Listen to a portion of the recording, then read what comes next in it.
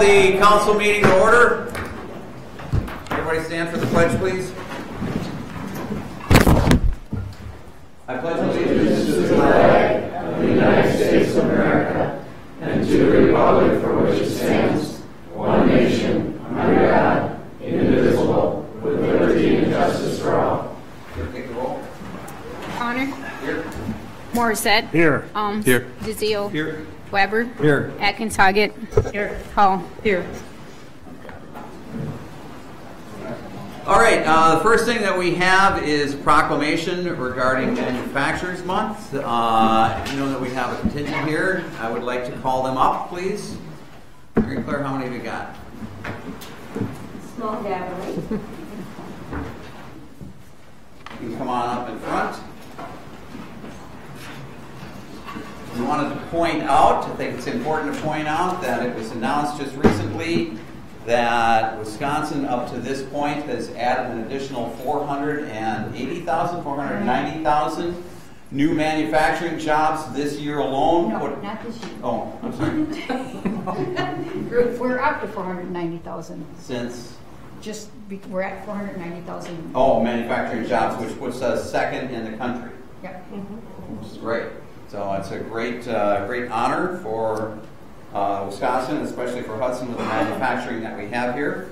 So, whereas the city of Hudson is home to numerous manufacturing facilities, and whereas these companies and their talented employees produce high-quality goods that are distributed throughout the United States and across the globe, and whereas these manufacturers employ hundreds of area residents, and whereas local manufacturing fuels local economic growth, both through the employment of Hudson area citizens and through the creation of local sector jobs that service the retail and recreational needs of these employees. And whereas local manufacturers require employees who are often trained in their crafts at various secondary and post-secondary educational centers, further adding to economic impact of their manufacturing efforts. Now therefore, I, Rich O'Connor, Mayor of the City of Hudson, Wisconsin, do hereby proclaim the month of October 2018 as Manufacturing Month in the City of Hudson, and call upon all its citizens to acknowledge and recognize the important and vital role the city's manufacturing facilities have in growing and maintaining a vital economic base for the City of Hudson. Congratulations. Thank you for being here.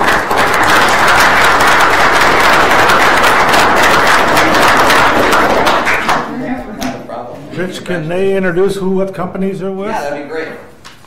You want to start? I'm Ruthie Johnston. I own Craig Gear and Machining. I'm Kathy Bleidinger. I work for Cardinal Health. Eric and Tanya Bauer with Laser Magic and Acumark in Hudson. I'm Susie Hilverson on behalf of the Chamber of Commerce. And I'm Mary Claire Potter with the Chamber. Thank you. I Excellent. appreciate it. Thank you all for being here. Appreciate it. Thank you.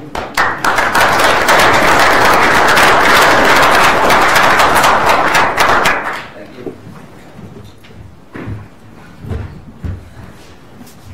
All right, next we have public hearings. First of all, public hearing on Resolution 13-18 to partially discontinue a portion of public right-of-way generally located east of 1st Street from the intersection of Buckeye Street, northerly to the intersection of Wisconsin Street. Is there anyone here who would like to comment during the public hearing?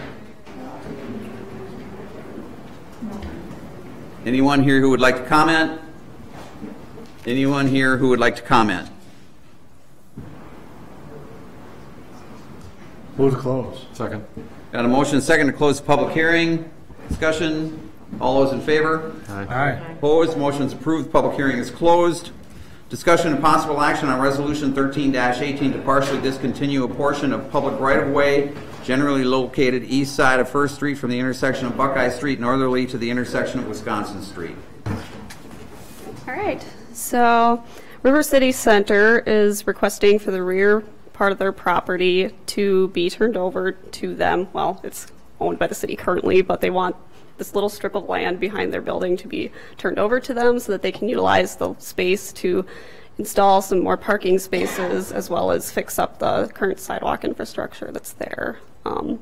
When this was brought up to Planning Commission last time, it was recommended to be approved with the condition that an easement agreement be drafted up, which has currently been done. And then staff is also recommending approval. So. Okay, thanks, Tiffany. I move we suspend the rules. Second. Motion second to suspend the rules. Roll call. Morissette. Yes. Alms. Yes. DeZiel. Yes. Weber. Yes. Atkins Hoggett. Yes. Hall. Yes. Motion's approved. Rules are suspended. Move to adopt resolution 13-18. Second. Motion second to adopt. Any discussion? Yes. I had some concerns and reservations about the project. Got to take a closer look about where the boundaries are going to be, and I think the one thing I want to make sure that we keep in mind is that we really need to watch the continuity of sidewalk and pedestrian and bicycle passage on the east side of First Street, that we have the potential to continue on down as that develops. Right, it's not set up quite right now, but it could be. So, and it will be up to us to keep a close eye on it. I think that the project, as the building is, what they're doing is great.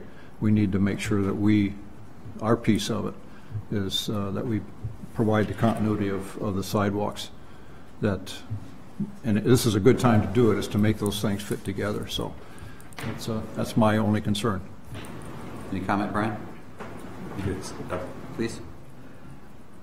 Councilmember Weber and I were able to meet there yesterday. I think what you're referring to is as the property redevelops further north of us. Right. You're satisfied with what we're doing on our parcel, but going north so that you continue the continuity of the sidewalks as those properties redevelop. Right, where their improvements stop and where it becomes city property. I think this is the right time to actually make sure that there's a sidewalk going to the north, and with the potential of continuing on into the next blocks as those develop. Okay. It's important to have that northerly flow from there, because that's where most things are going to be. Okay. Thank you. Thanks, Brian. Anybody else? All those in favor? Aye. Opposed? Motion's approved. Discussion and possible action on a utility easement at the partially discontinued portion of public right-of-way generally located east side of First Street from the intersection of Buckeye Street northerly to the intersection of Wisconsin Street. Yeah. In relation to the vacation, this is the utility easement agreement that was drafted up. Some adjustments may need to be made to the legal descriptions on the easement, though, in the document, as we talked to Kathy about that.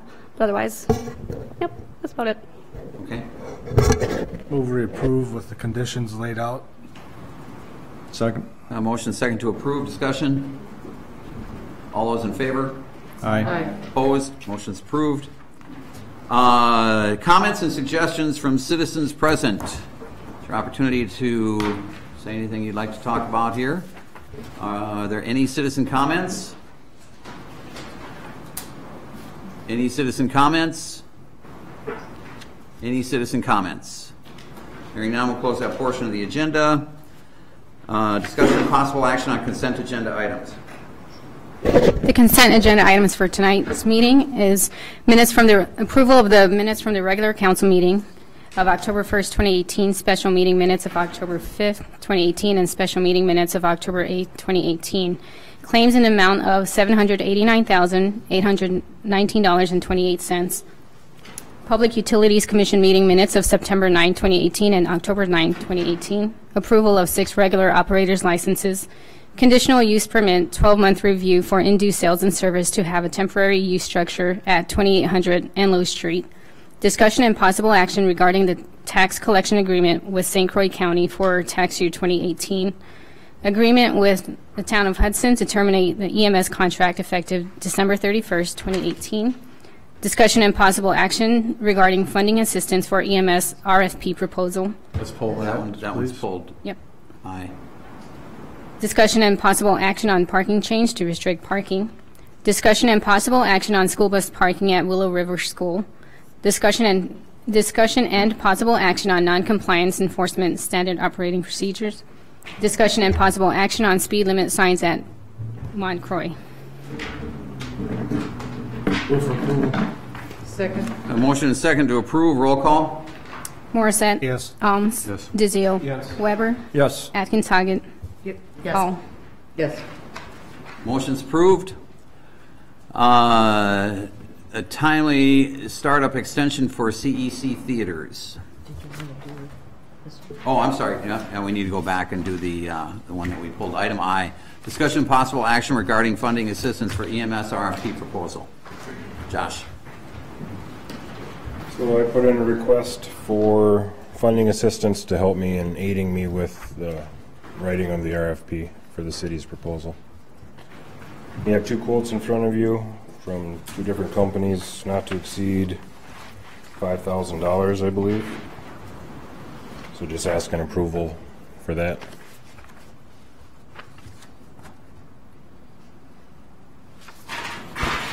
Where are we looking for the funding to come from?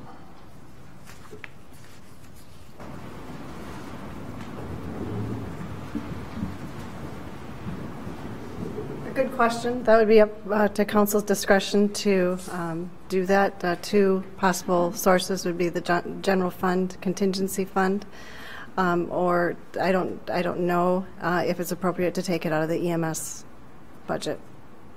So I think my recommendation would be the general fund, council contingency. Josh, did you have conversations with both these entities, and which one obviously probably works better for us? And because this one seems a little more professional than this one, and it seems like we're getting more for our money with his 12 bullet points. Is that the same? Correct. My suggestion is to go with the Synergen one. And it's meeting everything that you are looking at to do? Correct.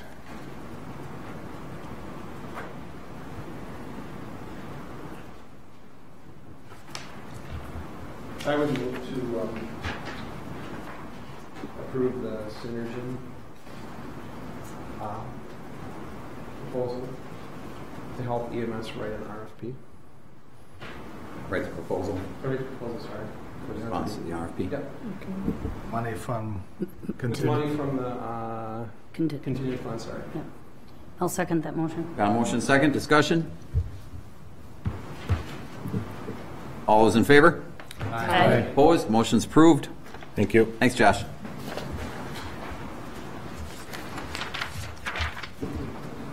All right, timely startup extension for CEC theaters. I move we approve, but can we get someone to say their time frame? Yes, so we are... Identify yourself again, please. Tony Tillmans, Vice President of Cinema Entertainment. We own Hudson Theater. So we got our approval for a liquor license on August 20th, which meant we were supposed to be ready by November 20th. And our planning took a little longer. Our equipment has been ordered. We got a building permit today. We expect to start construction in November. Some of our equipment actually we won't get until the end of November. But the first 2 weeks after Thanksgiving is a really pretty slow time in the theater business.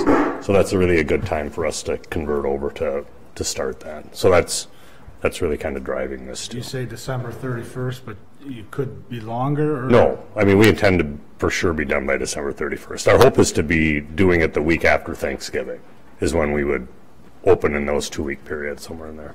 So you don't need any longer than December? I sure hope not. November. How about January 31st, so you don't have to come back? I hope. Well, that would be great, but... I'll move that we extend it till January 31st, I'll second. 2019. Got a motion second. Any discussion? All those in favor? Aye. Aye. Opposed? Motion's approved. Thank you. Tony. Discussion and possible action on final development plans for Thrive Financial Building at 2220 Jack Bro Drive.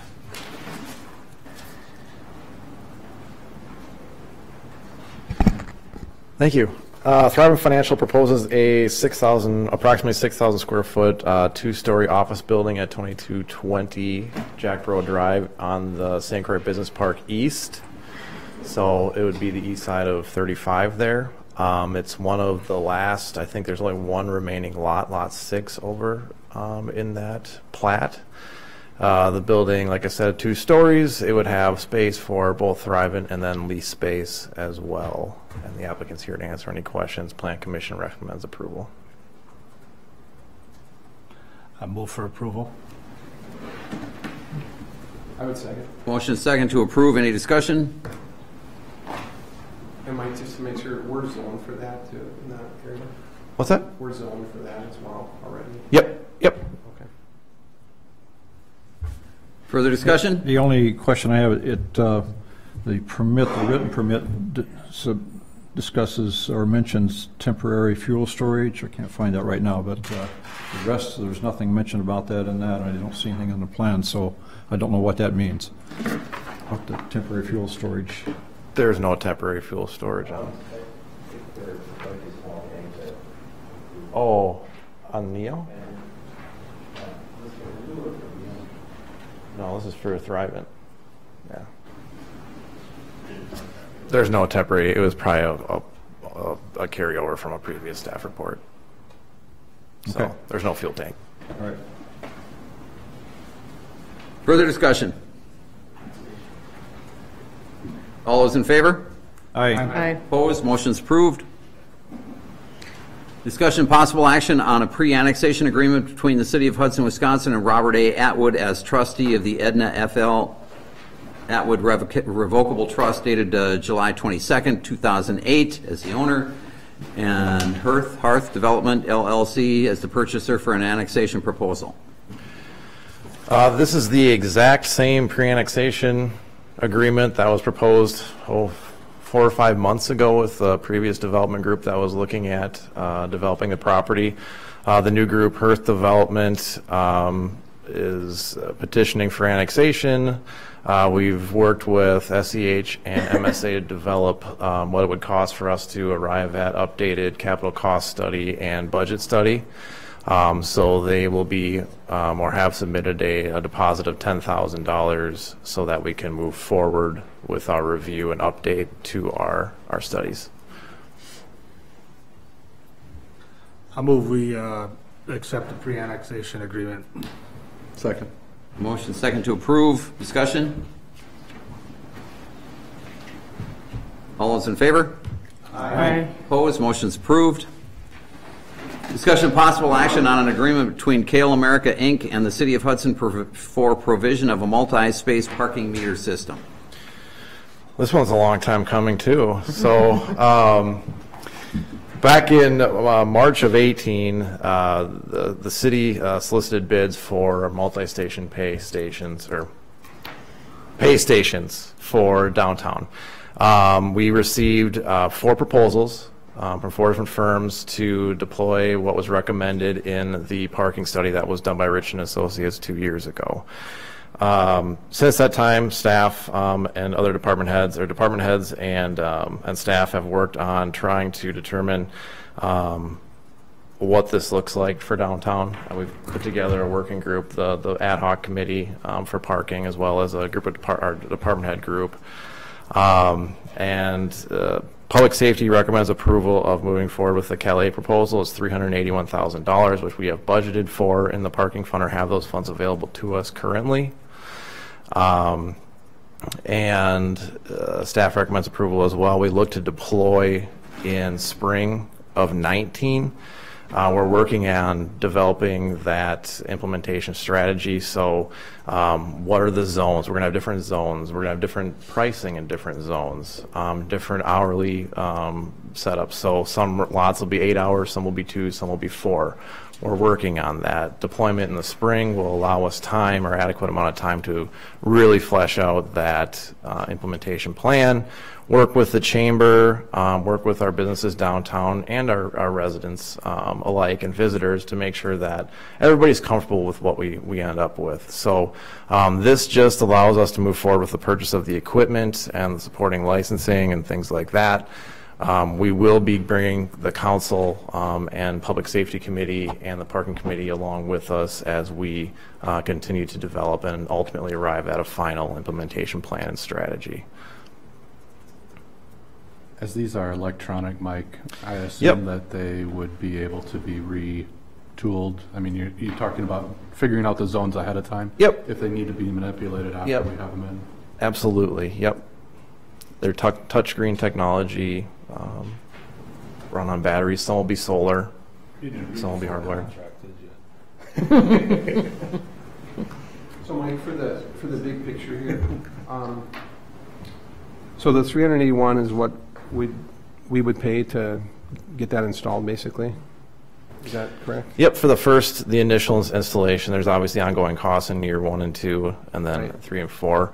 We are looking at payback of 3 years on that investment to get back to where we are currently. Okay. And we feel we feel comfortable in that we can accomplish that.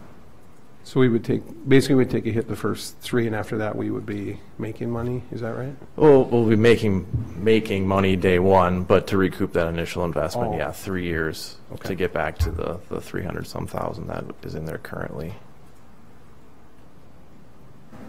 And is this a big difference over what we currently have in terms of city revenue? Absolutely. So, and that's a good question. There's a lot of areas downtown on First Street, and specifically in a lot of our lots that our existing meters are broken. I think we all know when we go there, we try to pay, and oftentimes you can't pay. There's jammed or it's out of order. So, this one it'll encourage and enforce basically 100% compliance, right? Because it'll go by license plate. So license plate reader technology. There'll be a car that'll roam and be able to, basically, you'll tell the person driving the car, you know, this car is overparked.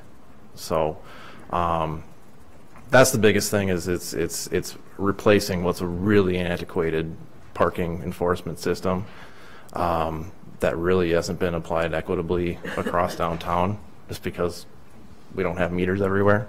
Right.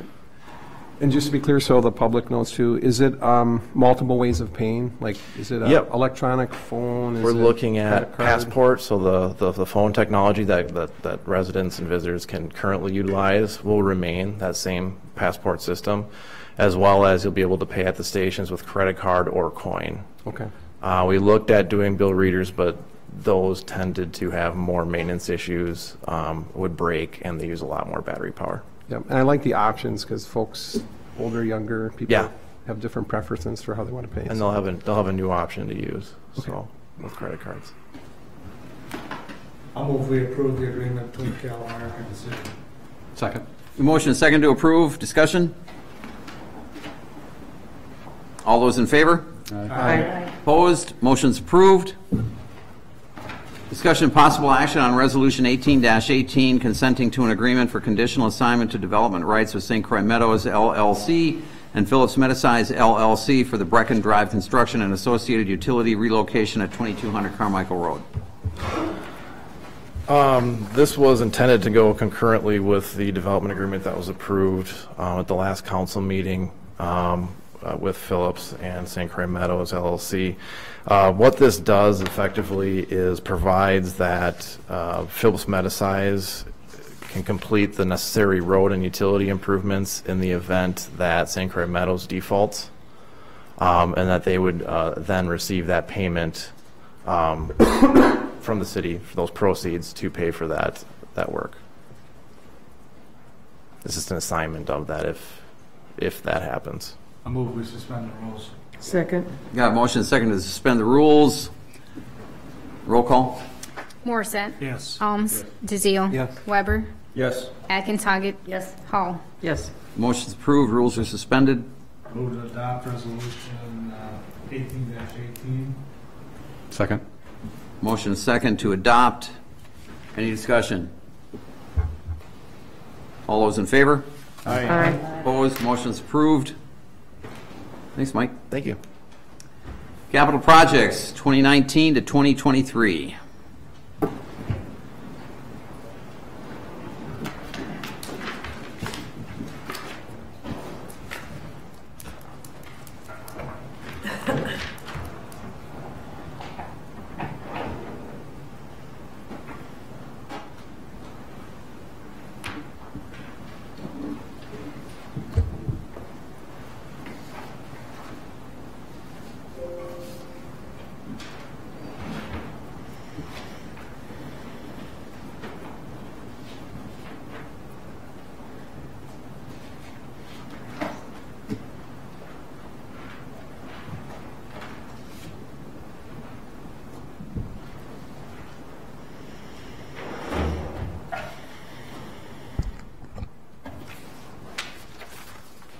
Good evening. Tonight, I'm here to present with the assistance of other department heads here at the City of Hudson, the capital projects. We are working on the capital projects for 2019 to 2023. It's a 5-year capital improvement plan that the city does every other year. We update those 5-year projects, and the reason we do that is we want to see the effects of those capital projects on our debt levy so that we can make some financial decisions, see where we're operating. And so we're here to do that. The department heads have been working the last 90 days on the 5-year plan, and I appreciate all their assistance on that. And we're going to present just tonight the 2019 and 2020 projects for you briefly. The reason we're doing that is we issue debt every 2 years here at the City of Hudson. So we want to look at those projects closely so that we can issue debt early in 2019 for the 2019 and 2020 projects, and that would include the fire station. And I'm going to start with the capital project, just an overview of 2019, 2020. I broke it out by project type here, and then I have a subtotal after buildings, IT, equipment, street and road improvements, about $2.8 million in 19 and $1.4 million in 2020. The reason I did that is the fire station is a little unusual. I wanted to verify, are we issuing debt in kind of the same format that we have in the past? And that equals $4.2 million, those 2019, 2020 projects. And if we subtract out some existing capital project fund money that we're utilizing, we're at about 3.6, and that's been consistent with what we've done in the past. What we're adding on this year is the fire station, as we know. And then we wanted to talk just briefly tonight about utilities. There's some big projects coming in the utility funds that the city doesn't issue general obligation debt for, but they'll be using some existing utility funds and going to the state and are going to be utilizing something called DNR money through the Safe Water Drinking Loan Program and the Clean Water Program.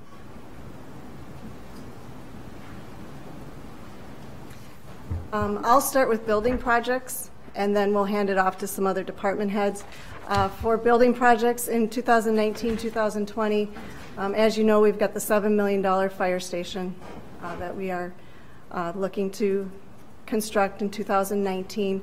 In 2019, we're also recommending to do the second floor of the City Hall, the window replacement.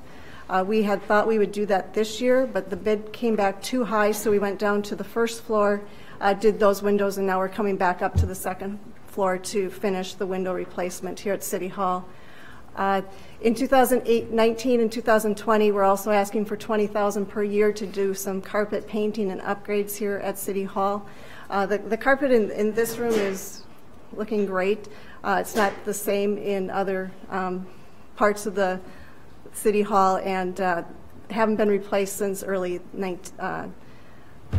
1994 is what I'm being told. So it's beyond and paint. So miscellaneous upgrades at the 700 First Street building, the library, City Hall, just $10,000 there. There's some windows that need to be looked at, not, maybe not replaced, but there are some maintenance issues down there. And then some tuck points and painting here at City Hall in 2020 for $50,000. The building inspector is recommending that. I'm going to turn it over to Brian to talk about IT projects.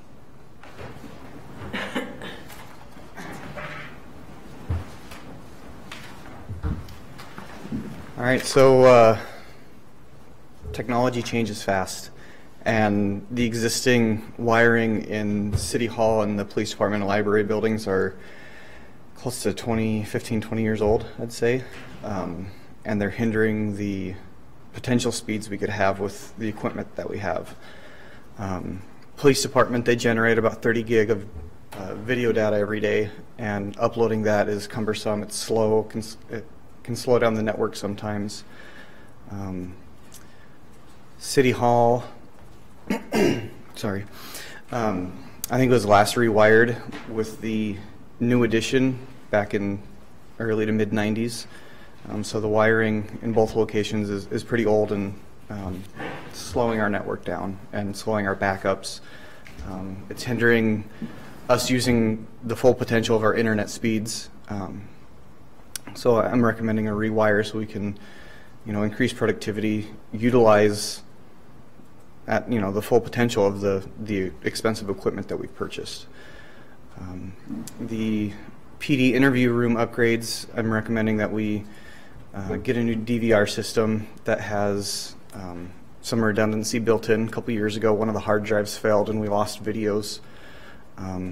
We need new cameras that are high definition and better positioned so the detectives can better see facial expressions and cues, nervous tics, things like that. Also, putting in sound dampening panels because the echo in there is horrendous. It's difficult to hear once they listen back to the interviews. The training room upgrades we're actually going to be pulling. Brendan and I talked, and we believe that we can make that work out of my current capital from last year and this year. Any questions? What were your thoughts behind selecting the City Hall first before the police department? Were we looking at the effectiveness of the staff and how much time will be saved, and then comparing those two, or is it simply pick City Hall first? It was because of the City Hall, hopefully getting new carpet next year, and painting. We wanted to rewire that first so we didn't ruin the new carpet and the new paint. Okay, thanks. Out of curiosity, what type of wire are you wiring? Like how long is it going to last technology-wise? Well, I'm hoping to get Cat 6A. It's a little bit more expensive than Cat 6, but it has better speeds. Cat 7 is too... Sorry, what was that? Cat 7 is too... Cat 7, it's super expensive, and Gotcha. Right now I don't really see the need. While yes, it's the latest and greatest, I think we can get by with the cheaper. So I think Cat 7 runs gigabit speed versus 6A. Right? 6A can run up to 10 gigabits a second, Okay. and so can Cat 7. Okay. I'm not exactly sure if it can go beyond that. I don't remember that. Just asking because, again, the technology that we have right now is 15 years old, to your point. I Yeah. just don't want to be too antiquated, put in new... Right. Honestly, I don't see speeds jumping that far Okay. past 10 gigabits in 10 years. I mean, yes, technology changes pretty fast, but the speeds, like the networking speeds, haven't changed much in the last few years. I should say the last decade. Gotcha. So that's why I'm recommending either Cat 6 or Cat 6A. Okay. Thank you. You're recommending planning for 10 years? Is that what I'm hearing you say? I think it should last 10 years easily. Yeah. Unless we go fiber optic, which that's really expensive, and with the other building projects we got going on, I think that's pressing my luck. Because if you look at other counties and municipalities, they have fiber optic cables connecting all their buildings together, and they network all their buildings together. They have a single internet package for the main building, which then all the other buildings can access through that dedicated fiber between buildings. How tough would it be for you to get a number like that relatively quick or not? Or guesstimate? Guesstimate, when I first started here 8 years ago, Mike Kruger, my predecessor, got a quote for laying fiber between here and the police department at $30,000, just for the construction cost and laying it. If we rented the fiber through Comcast, I'm not sure what that would be, but I could try and get it. I'm just trying to look long-term out into the future, and I think that's what you were getting at, too. Right. Maybe we have to be more proactive, and not necessarily this budget cycle, but in the next couple of years. Yeah, no, I agree. I would. That's been one of my goals since I've started here, is to get fiber run between buildings. It's blazing fast. It's efficient. It's cost effective in the long run. So, Wouldn't mind seeing numbers on that. Oh, It I would might agree. be a little short notice, but yeah, I'll do my best. thanks. Anything else? All right.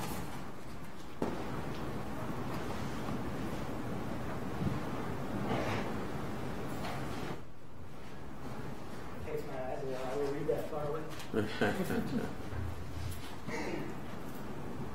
This doesn't look the same as that. All right, so for 2019, we have currently 8 patrol rifles that have been in service for a minimum of 15 years.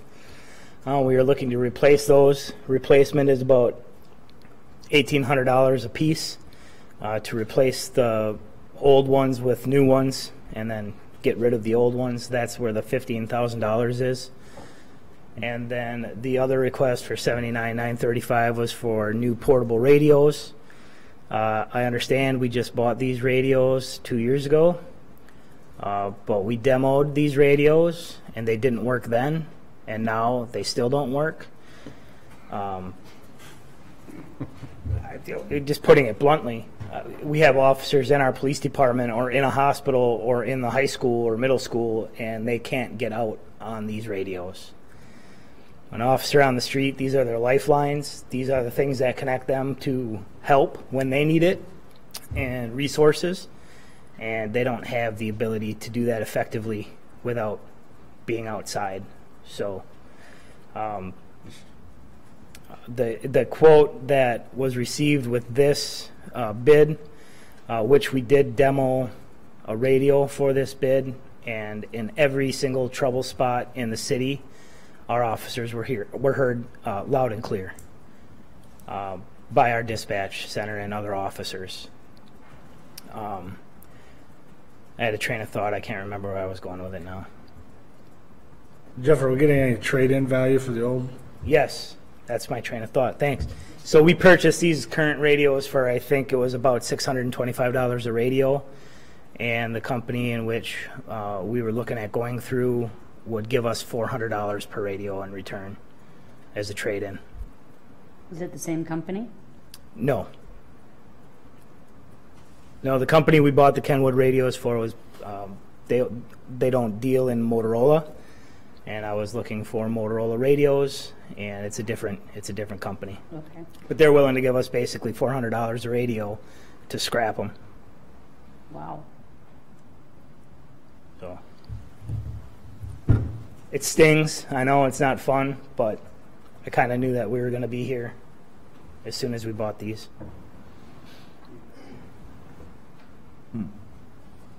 Chief, what's the license plate reader system? Oh, for 2020, I put that in there because of the new parking system. The parking enforcement is going to have that technology. Mm-hmm. With that, we'll have access to that data, but that data is only going to give us the data from downtown. So to give us data from all around the city where we patrol and have criminal activity taking place, I put that in there as a request to look forward to the future to possibly supply the police department with furthering that data technology in the city. That's a device on the car. And that's a device on the car, yes. There's 2 different types of systems you can have. You can have fixed stations at intersections, or you can have a car or 2 outfitted with the technology and the hardware. And it's much cheaper. I think it's about $10,000 a lane at a fixed station. So if you're talking of an intersection of Cooley and 2nd, I mean, you're talking about 6 lanes that you have to deal with.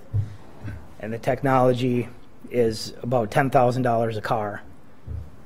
So that estimate's a little high because we'd already have the licensing through the license plate reader technology with the parking system. So we wouldn't have to purchase additional licensing. So it's a little bit high, but I don't know specifically. They weren't able to tell me exactly what it would be without it. So that's why I put that number in there.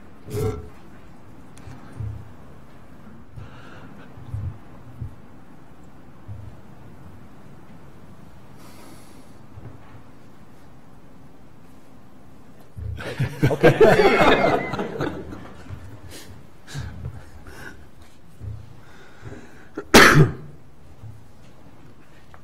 Good evening, Council. For those watching on TV, the voice behind the slides is Michael Mraz, the Director of Public Works. Starting out with equipment, I'll be going to covering street projects, ongoing maintenance, and park improvements for you tonight. I get all the big guns here. So I'll start off with equipment. In 2019, we're looking at to replace a tandem plow truck. The unit that we would be replacing is a 2006 Mack plow truck that's currently in our fleet. This year, of course, it'll be 12 years old, going on 13 years, and that's kind of the magic number that we look at when we're rotating equipment.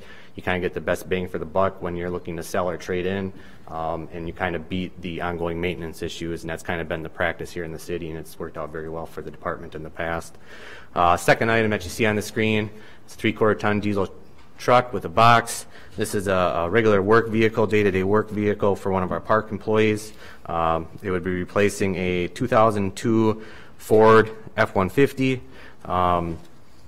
Again, it's in that 16-year range, and we would look to sell that unit as well as the Mack that I previously mentioned, that 2006 Mack. Next up on the list is a F-550 cab chassis and flatbed.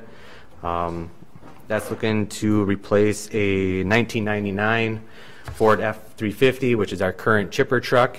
And speaking with Kevin Soltis, him and I sat down and went through the equipment, and a lot of this, Tom and Kevin had discussed prior to me coming, and so I'm kind of just piggybacking on what they had discussed. But they're looking to move on from that 1999, and then just kind of filtering some of our trucks down the line. So say our current paint truck would become our new chipper truck. The cement truck would become the new paint truck, and this F-550 would become the new flatbed that we would haul the Bobcat or skid steer around and be kind of a flatbed work truck vehicle for us. And then lastly, for 2019 is a used pickup for seasonal use. That's something that we struggle with in the summertime when we have our full accompaniment of seasonal staff. It's hard to find necessary vehicles for them to get around town and perform their duties. So we wouldn't look at purchasing anything new. We would look at purchasing something, a good used vehicle for them to utilize, because heaven forbid we give them a new vehicle. In 2020, I got one you can buy for 10 grand. There he sold. There you go. They 5 grand already. In 2020, a loader, a loader with a 3-yard bucket and plowing. And actually, I was doing some work on a winter maintenance policy today, and I actually counted up the amount of cul-de-sacs that we have within the city of Hudson. We're up to 102 cul-de-sacs. And as we take on Carmichael Ridge, when Lee property comes online, Atwood, St. Croix Meadows would be up near 85 miles of roadway within the city that we would have to maintain and plow. So, the cul-de-sacs are, from what I understand, a weakness within the department as far as the priority levels, and they are just cul-de-sacs, and we get a lot of phone calls from them. But with 102 cul-de-sacs within the city, and that's only going to increase as we develop, you can understand there's definitely a need for adding that piece of equipment, because it's the best way to clear a cul-de-sac in the most efficient amount of time. Speaking from experience, I've plowed cul-de-sacs, in my previous positions, and it's just, it takes you a half an hour to do it with a dump truck, where you could go in there in 5 minutes and go on to the next one with a loader. The visibility is fantastic, and you just whip in and push it to the center, and then we haul it out, when we get time when we're hauling snow. So definitely, you don't get any better than that. I know several constituents would be very happy to hear that. Yeah. Yeah. 2020, 72-inch lawnmower, general maintenance, replacement on a parks mower. The wood chipper that's on the list, that would replace our current wood chipper. Let's see if I got a year on that one. It's a 2005, but that's really not significant. What's significant about the wood chipper is our current model doesn't chip down to the designated chip size to kill emerald ash borer. So, in purchasing this new chipper in 2020, when emerald ash borer is really going to start ramping up, it'll chip down to a size that'll kill the larvae and the bug that's inside the ash tree. So definitely a need now that Emerald Ash Borer is within the city. So that's why that's on there in 2020. And then lastly, in 2020 is a track skid steer, and this is kind of in response to the MS4 program that we're going to be doing. We're ramping up. We got monies in the utility budget to spend on maintaining our ponds, clearing them up. Well, once they're cleared up, we need pieces of equipment to get in there and maintain them. And so a track machine would allow us to mow on the steep hillsides. We have a brush cutter that fits on our current skid steer. It's a wheel skid steer, so it doesn't hold the hills as well as a track skid steer would. So this is all kind of response to the MS4 program, and that skid steer would be primarily used for clear cutting ponds moving forward. Okay. Any questions on equipment? Okay, I'll move along. Brenda said I only got like 5 minutes, so that's probably 5 minutes. Street projects. All right, Vine Street, 2019. As you all are probably aware, we're finishing the jog from 9th Street up to Wisconsin before we stop at the high school. We've had some preliminary design and concepts. I'll be coming to council at the next meeting for your approval. So that's in there. Like Brenda had noted, partial of the funding is coming from the LRIP funds. Grant program that was applied for and we received. So very fortunate to have that go towards that project. 2019 is Cooley Road retaining wall. Finally put that to bed come this spring. Street lights. This is the street light program that was first undertook. Was it this year or last year? Up on Stage Line Road, heading out towards the movie theaters. There's about 42 light poles left to do on that stretch. So this is in response to finishing that stretch out and getting all those old poles replaced. And then lastly is the Hagen Street Trail, and this is a carryover from this year. Apparently the quotes for the complete reconstruct came back a little high, that we weren't able to fund it, so we added it to next year with some increased funding to do so. And then in 2020 is a complete reconstruct of Industrial Street from Crestview to Hanley. This is the street that runs by Fleet Farm, and so it's been on the list the past couple of years. I know the previous engineer had designated the street to be the next one after Vine Street to be reconstructed. So we would look to do that one. Yep. Stop me if you have any questions. Ongoing street maintenance programs. This has been kind of an annual allocation that the Public Works Department manages. First one being street maintenance program. This is your crack filling, chip sealing, flex patch, you name it. I know for this year we have a crack fill and flex patch project, and then for next year what I'd like to do is I'd like to actually start looking at some of the subdivisions that are in that 5 to 6 year range and start to chip seal them to extend the life of the pavement. A lot of people, there's some communities in the area that don't like chip sealing, and I think the problem is they got on them too late.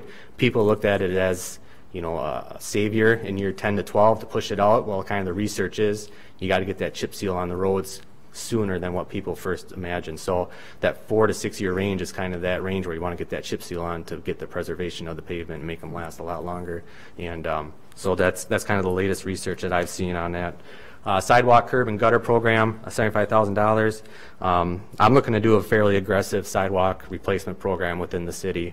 I'm looking to start downtown and kind of spread out to the residential areas, identifying trip hazards. I'm going to probably look to get an intern in here to map us a sidewalk map book of the entire city, and it'll identify the areas that need to be replaced, and then I'm going to go after the ones that are the most dangerous and trip hazards and work my way on down from there. So that money will help replace those sidewalks. But like I said, next year we'll be able to, what I'm looking to do is start downtown and then, like I say, work my way out in the residential areas. And the good thing about downtown is, well, maybe not, commercial districts, 100% accessible. Residential districts, 50% accessible. So that's something to keep in mind as well. So we really can stretch those dollars out. Well, Mike, will maybe wait till you do that with the coincide with the DOT's project? 2021. I will talk to them about that and see. But like some of the like, what are some of the roads down there? Locust to the east and west. I know the curb is eaten away, so stuff like that, you know. But I would definitely coordinate with the DOT, and yeah, I don't want to put money into 2nd Street if they're going to be ripping it back up. Yeah. Yep. And then the other thing of note is in 2021, you know, we want to start a trail maintenance program. We have a lot of trails within the city that, you know, just haven't been touched. We're going to try to do some of that stuff in-house with our spray patch machine. But in 2021, I'd like to start doing like a crack seal or crack fill on a lot of our trails to keep them as long as we can. Because as you can see from that Hagan Street trail, it's expensive to replace them. So I'd rather stick a little bit of money into them up front and make them go a lot longer. So that's in 2021. And then lastly, park improvement projects, 2019. And these were recommended by the park board. What we did was I gave them a list of the CIP projects that they had for 2019 and 2020. And the totals in 2019 was like 1.4 million, and the one in 2020 was similar. I said, to be realistic, we got to get this down to a manageable amount between $200,000 and $300,000. Otherwise, nothing's ever going to get done. So what we did is we kind of prioritized projects, and they identified the projects that you see in front of you tonight.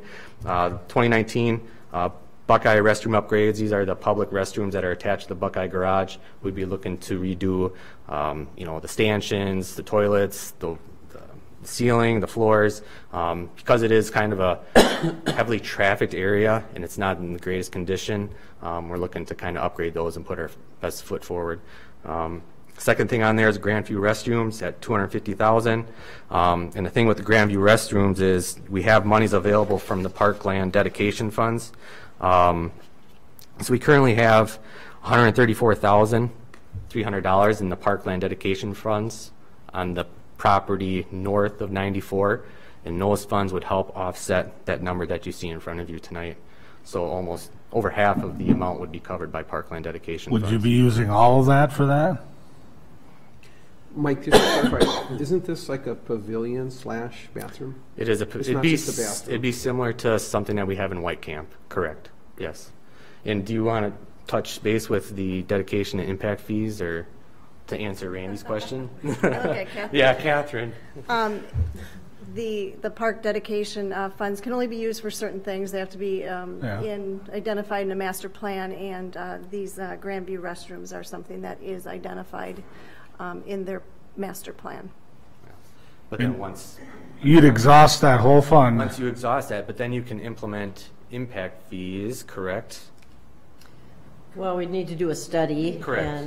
And a report and decide what's necessary to accommodate new population, which, I mean, we've got this new population coming in, so.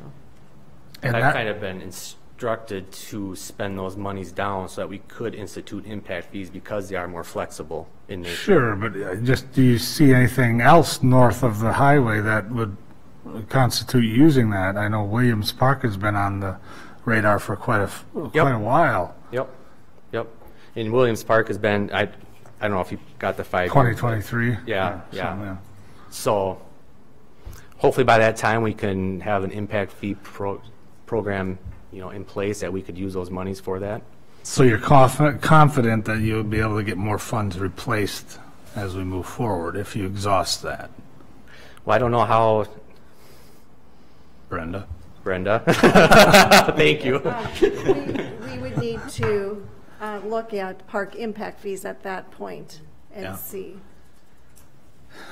Yeah, it has to be related to growth and accommodating new population. And these park dedication fees on the north side are in relation to Carmichael Ridge, and that park, Grandview, is relatively close to it. So. Perfect.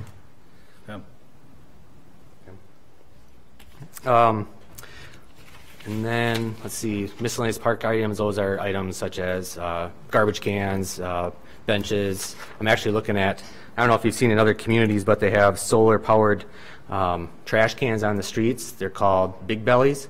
And what they do is it's a solar-powered kind of trash compactor, and you can fit roughly, on average, 5 to 6 garbage cans full that you would dump manually.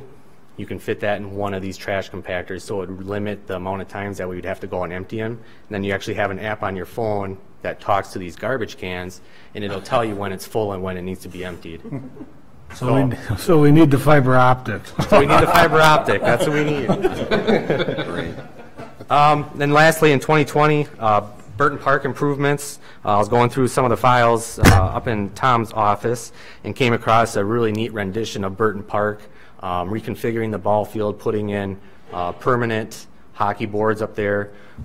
You know, it's a underutilized park. And I know that you just did some improvements to the warming house, so it's going to be used in the years to come.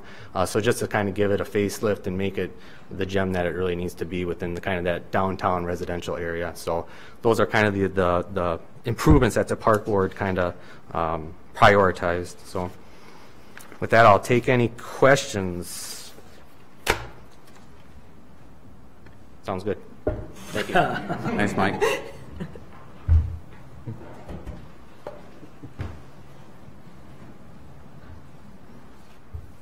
I will touch on utilities. As I said, in years past, we haven't put utilities in the capital improvement plan. I thought we should this year, just because there are some items coming up in utilities that affect us citywide.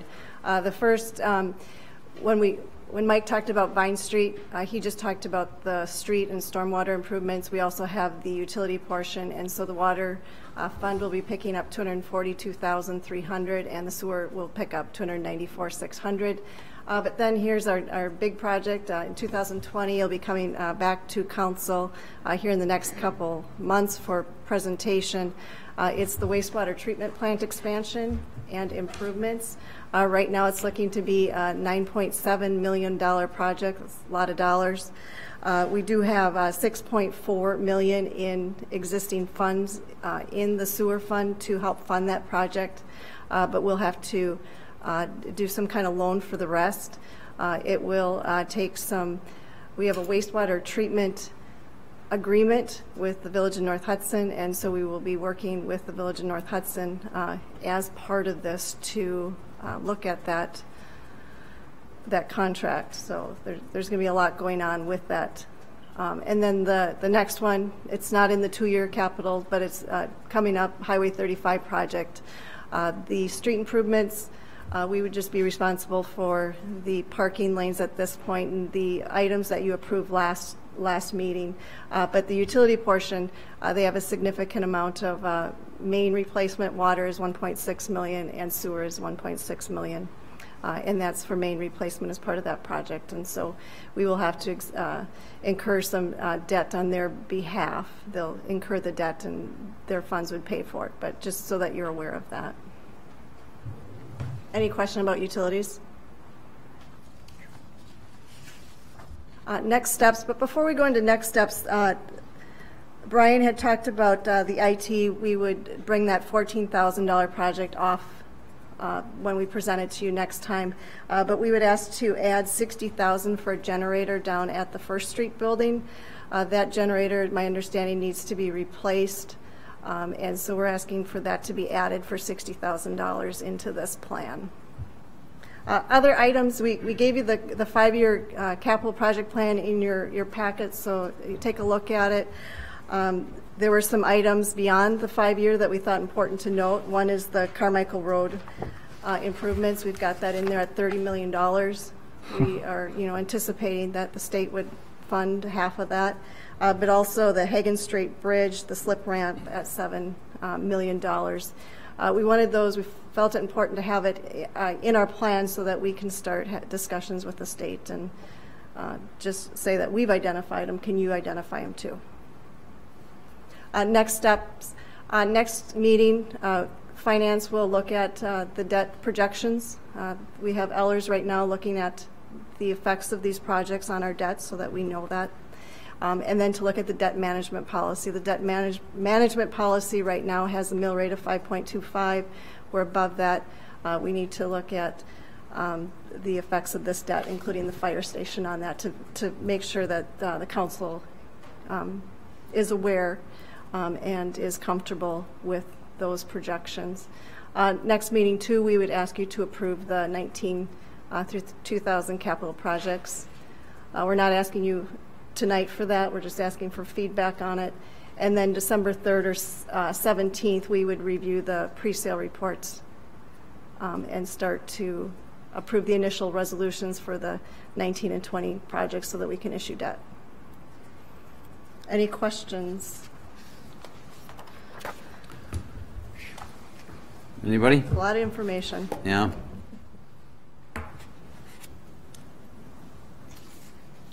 Guess that's it, Brenda. Okay.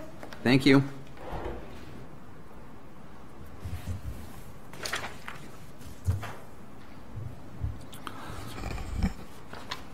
Let's see. An update from Operations Supervisor regarding St. Croix EMS. Josh?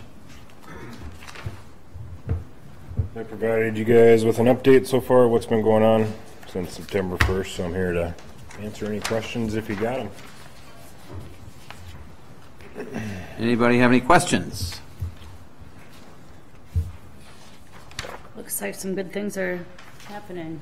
It's getting there. Really happy to see that. Can you explain this one? That's the sheet that Devin gave me to fill out for city council wants to know what trucks are being filled and Okay, so and when. if there's an X here, there's 2 people in that truck? That truck is full for that day, yeah. Okay. What is it when you don't have an X on it? Like truck 2? It's short that day. Short staff. But there is staff. There's Short staff. More or less short a medic. So if there's no check mark or X mark, there We're could be 1 person, not 2. Correct. Or it could be 0. Correct. Okay, could we know that later? I mean, don't go back to the past and change how you did, but Mhm. it would be nice to know if it was 0, 1, or 2. Okay. That'd be Can do great. that. Thanks.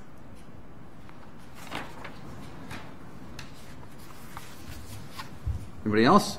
Nice report. So, Yep.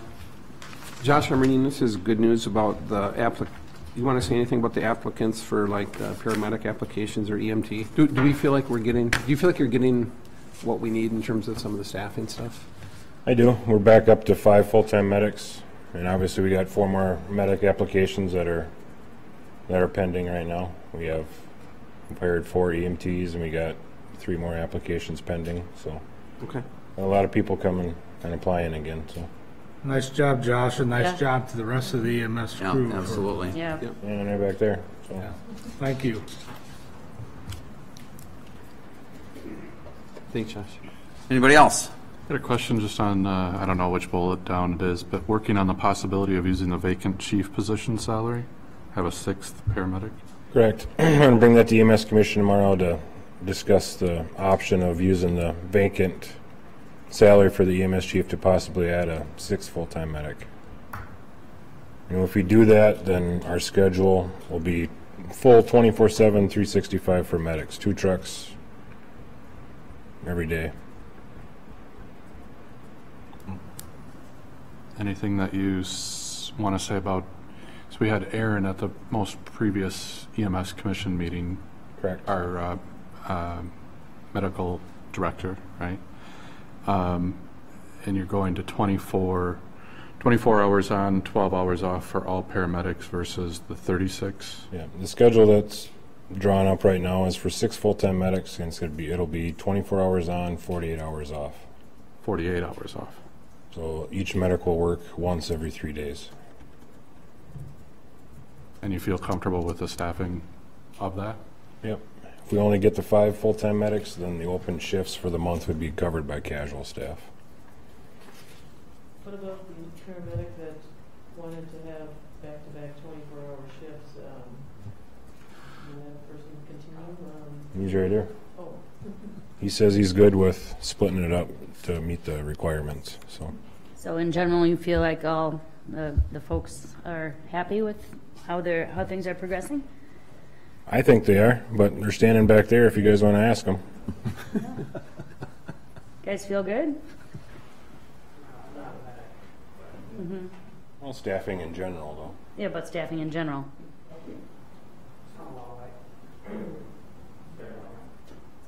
Along the way, Josh, the big support with